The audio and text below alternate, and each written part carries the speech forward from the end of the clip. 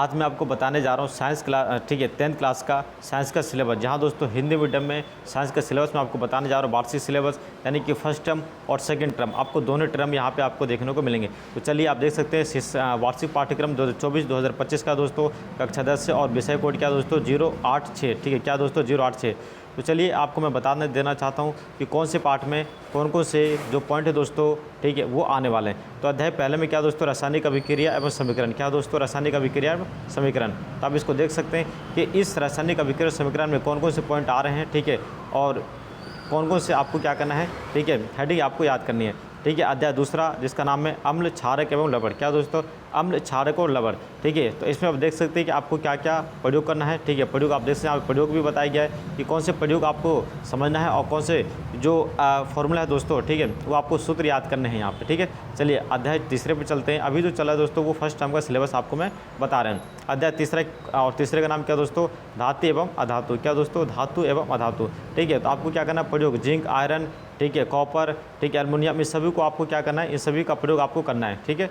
और ये फॉर्मूले याद कर ले बिल्कुल अच्छी तरीके से हम रट लें, ठीक है, कि कैसे कैसे ये फॉर्मूले तैयार होते हैं बनते हैं, ठीक है।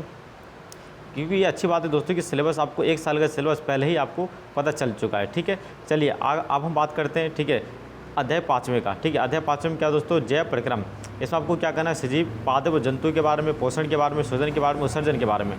प्रयोग क्या करना है, पत्ती की झिल्ली वाला, ठीक है, पत्ती की झिल्ली जिसमें रंध्र है दोस्तों, वो प्रयोग आपको यहाँ पे समझना है, ठीक है। उसके बाद प्रयोग एक और है, प्रयोग द्वारा दर्शाना कि शोधन प्रक्रिया यानी कि सांस कैसे लेते हैं मानव, उस प्रक्रिया का आपको क्या करना है, समझना है, ठीक है। तो बिल्कुल कितने अच्छा बताया गया दोस्तों कि आपको फालतू चीज़ें नहीं पढ़ना, आपको वही पढ़ना है जो इसमें सिलेबस में है, ठीक है।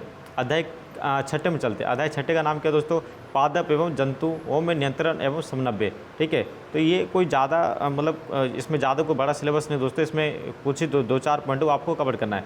और इनमें से सबसे अच्छी बात क्या दोस्तों, इस पार्ट में कुछ ऐसे पॉइंट, कुछ ऐसे हेडिंग है, ठीक है, जो आपको 9th में भी पढ़ाया गया है, ठीक है। चलिए अब आते हैं अध्याय 13वें में, ठीक है। 13वें में क्या आपको कवर करना है दोस्तों, हमारा पर्यावरण, परितंत्र, पर्यावरण समस्याएं, ओजोन परत, ये सब के सब क्या दोस्तों ये 9th क्लास के सिलेबस है, ठीक है। तो आपको बहुत ही आसानी होगी समझने में, ठीक है। आप टेंशन नहीं लीजिए कि हाँ क्या होगा क्या नहीं होगा, क्या कैसा आएगा नहीं आएगा, आपने बहुत चीज़ें पढ़ रखी है। एक दो चैप्टर जो दोस्तों जो बहुत ही डिफिकल्ट है वही आपको अच्छी तरीके से कवर करना है, ठीक है।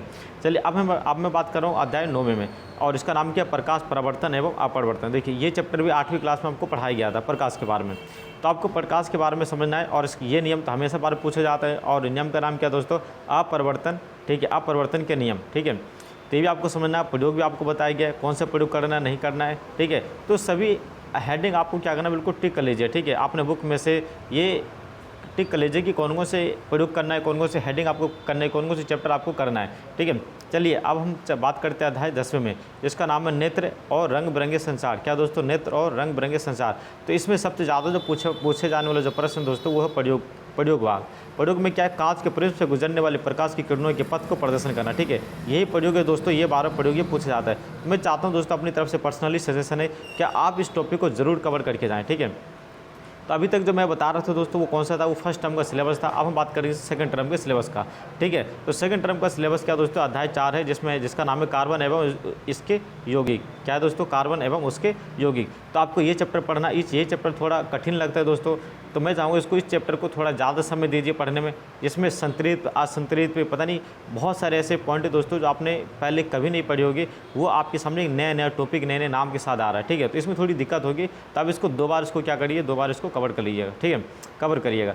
उसके बाद आता है अध्याय 11वां, जिसका नाम है विद्युत, ठीक है, यानी कि आपको करंट के बारे में पढ़ना है, विद्युत की कैसे काम करते हैं उसके बारे में आपको यहाँ पे क्या करना है, समझना है। जिसमें पावर, वोल्टेज, ठीक है, करंट और ठीक है रेजिस्टेंस क्या होता है, ठीक है, प्रतिरोध क्या होते हैं। उसके बाद बात करते हैं अध्याय 12वें में। अध्याय 12वें का नाम क्या दोस्तों, विद्युत धारा के चुंबकीय प्रभाव। तो ये भी चुंबकीय प्रभाव करना है, एसी कैसे काम करती है, एसी की प्रवृत्ति क्या है, डीसी कैसे काम करती है, और एसी के फायदे, और घरेलू रूप में एसी करंट का प्रयोग किस रूप में किया जाता है, ठीक है। तो ये भी बिल्कुल आप आसानी से कवर कर सकते हैं, ठीक है।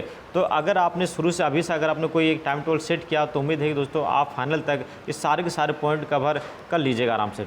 अध्याय बात करते हैं 7वें का, जिसका नाम है जनन, पादप और ठीक है, पादप एवं जंतु में जन्म कैसे होता है, लैंगिक अलैंगिक में अंतर क्या है, ये सभी चीज़ आपको पढ़ना है, ठीक है। HIV एड्स क्या होती है, ठीक है, और ये सभी चीज़ आपको क्या करना है, कवर करना है, ठीक है। अमीबा कैसे विभाजन करती है, बहुत सारी चीज़ें दोस्तों, ठीक है। अब आता है हमारा ठीक है, सेकंड टर्म का लास्ट अध्याय जिसका नाम है आनुवांशिकता, ठीक है, जिसमें मेंटल का योगदान है दोस्तों। ये बहुत ही ज़्यादा और हमेशा बार पूछे जाने वाला सवाल है मेंटल के बारे में, ठीक है, मेंटल का योगदान क्या है, ठीक है। वंश उन्नत के नियम पूछा जाता है। तो उम्मीद है कि दोस्तों कि इस वीडियो से आपको कुछ ना कुछ मदद मिली होगी, ठीक है। आप इधर उधर भटक रहे होंगे, ठीक है, कि कौन कौन सा फर्स्ट टर्म में सिलेबस आ रहा है, कौन कौन सा नहीं आ रहा है, ये डाउट आपकी क्या होगी, क्लियर होगी दोस्तों। लेकिन मैं अपनी तरफ से एक और महत्वपूर्ण सजेशन देना चाहूँगा दोस्तों, एक सलाह देना चाहूँगा कि जो कोई भी चैप्टर का अगर आप कोई भी टॉपिक का या पढ़ो कवर कर रहे हैं, तो उसमें जो डायग्राम जो देगा उस डायग्राम को आप बिल्कुल अच्छी तरीके से बारीकी से विश्लेषण करके उसको याद करिए, ठीक है। डायग्राम को पूरा एकदम रट जाइए कि कौन सी डायग्राम कैसा उसका बनता है, उसकी बनावट क्या है, उसका नाम क्या है। इससे क्या होगा कि कुछ डायग्राम भी जो एग्जाम में दोस्तों पूछे जाते हैं, चित्र के नाम पूछे जाते हैं, चित्र बनाने के लिए आता है, ठीक है। तो उम्मीद है दोस्तों कि ये वीडियो आपके लिए बहुत ही काम की रही होगी, ठीक है। अगर इसी तरीके से अगर और भी सब्जेक्ट का अगर सिलेबस चाहते हैं तो इस वीडियो को नीचे दिए कमेंट सेक्शन में जाइए और जो सिलेबस चाहते हैं उस सिलेबस का नाम ले, ठीक है, जो सा सब्जेक्ट का सिलेबस चाहते हैं उस सब्जेक्ट का नाम लिखिए और उसी पर आपको वीडियो मिलेगी। तो मिलते हैं अगले वीडियो में, तब तक के लिए आप अपना ख्याल रखिएगा। ओके, नमस्ते, बाय।